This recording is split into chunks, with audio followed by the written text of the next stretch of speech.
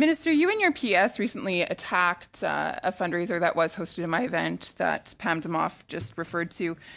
It was called Guns and Guinness, and it was a group of responsible individuals who got together and did a clay shootout and then drove 20 minutes away after responsibly putting away their firearms and had a barbecue. And at this barbecue, there was alcohol.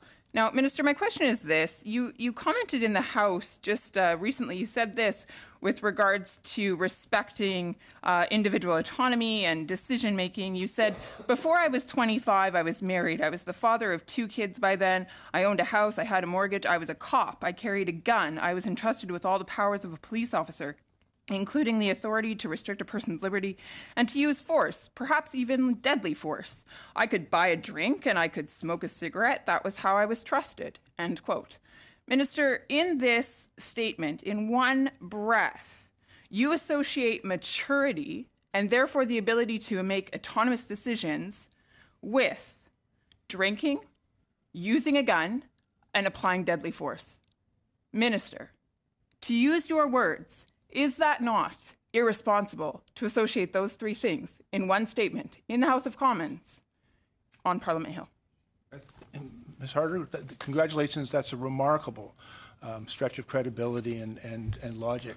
Did you not state this? Yeah, what I was talking about is because you're associating these 3 things with being mature to make an autonomous decision. It's what I was explaining is what the authorities and responsibilities we give to adults, and acknowledging that adults have these authorities. And in fact, those were some of the authorities. And it was, quite frankly, in response to a suggestion that was coming from someone else, suggesting that people at the age of 25 So it's not irresponsible to legally use a firearm then? I'm sorry? I was a police officer, ma'am. And the only time I've ever carried a firearm is So I think, Minister, you would agree with me then, if an individual lawfully owns a firearm and lawfully uses a firearm, they have the right to do so, correct? And that would be a responsible thing to do, would it not? I think it's important for everyone who lawfully possesses a firearm to do, first of all, to acquire it legally and have all the licenses and permits, training that is required.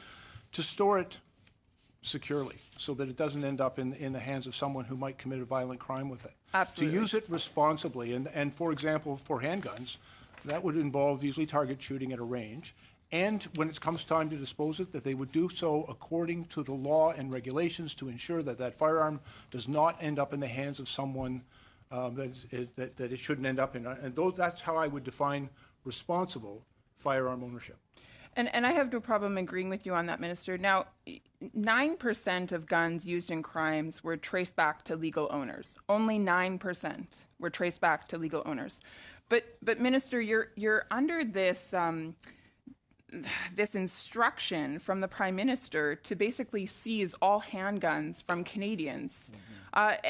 Now, here's the thing. If only 9% of those handguns belong to people who have properly registered, I'm just wondering how you're planning to get that other 89%. Will you just go knocking on every single Canadian door and search and seize every single house across this country in order to get those handguns that are not registered? Or how do you plan on taking those handguns off of the streets? Because, Minister, my point is this. People in this country, the large majority of them, responsibly own their handgun and responsibly use their handgun. Only 9% of firearms that are used in a crime are traced back to someone who has a registered firearm. So, Minister, it is going to be relatively impossible to get those illegal firearms off the street by legislating them. Don't you agree? First of all, let me disagree with some of the things you said. I've not been tasked with seizing people's handguns. I was tasked with conducting an examination.